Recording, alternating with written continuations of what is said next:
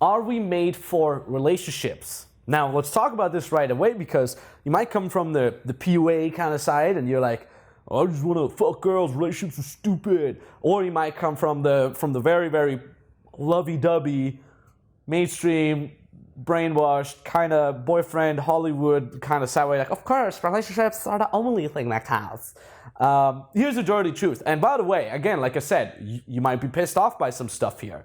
This is a fresh perspective, and I'm bringing in as a PUA coach, as a professional dating coach who has seen and witnessed the truth. We all in RSD, and you most likely as well, we have a very sobered look on this whole relationship thing that is not nicely, fairy dustly, sweet talked by some outside instance, right? We have seen the truth. So let's talk about it. The truth of the matter is, yes, we are made for relationships. We are.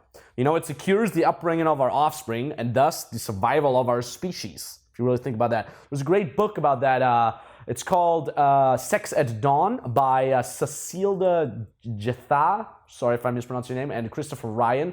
Highly recommend this book. We'll have it pop up here. But what you got to be aware of is we are made for relationships. However, we might not fully be made for monogamous relationships. I'm just going to leave that out there because that doesn't change anything as of right now. The fact of the matter is, we are made to be in close relationships to the opposite sex. This is something, the role of the boyfriend. We'll be talking about this later in later chapters.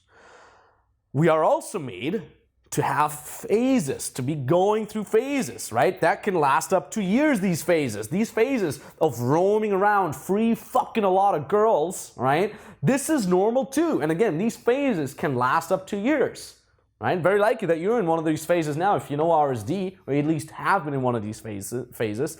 And the most important thing about this is you're learning alpha male behavior, all right? This, again, like learning alpha male behavior in those phases where you're just roaming around fucking girls, this is just as normal as having close relationships with women or the opposite sex in general. However, what is completely unnatural is the role of the noob. So we've talked about the boyfriend, right? Close relationships. We've talked about the player who's just roaming around, phase, having sex with all these girls.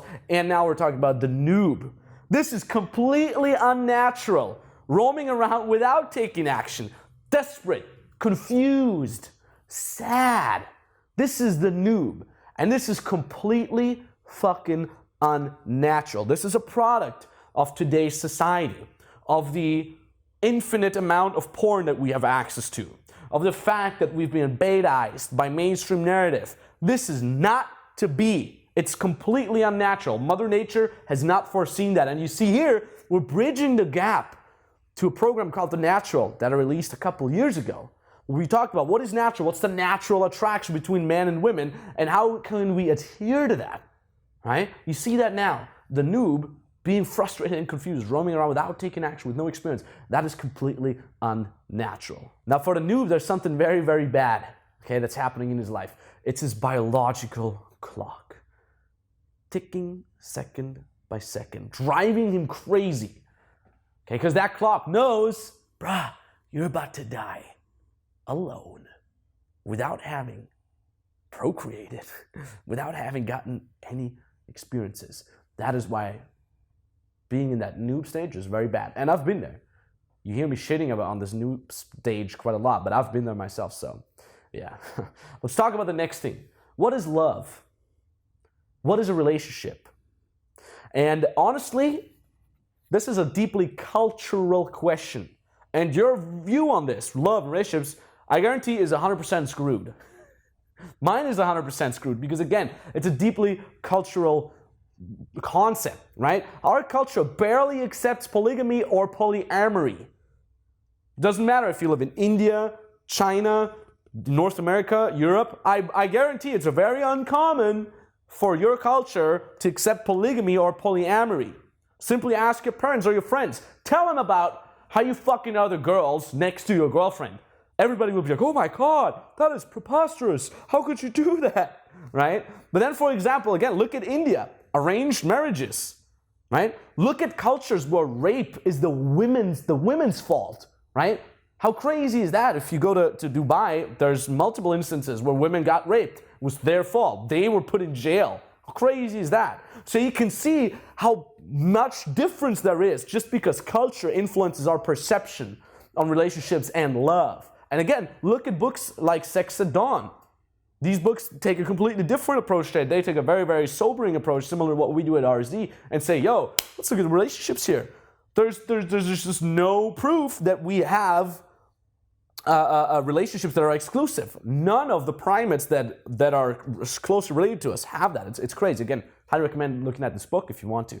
Lots of stuff here is taken from the book, right? Just putting into context of the experiences that I've had and the experiences of my clients and my colleagues and my friends, etc. Right? Now I'm saying, why am I saying this? Why am I talking about culture? Look, I'm not asking you to rewrite social norms here.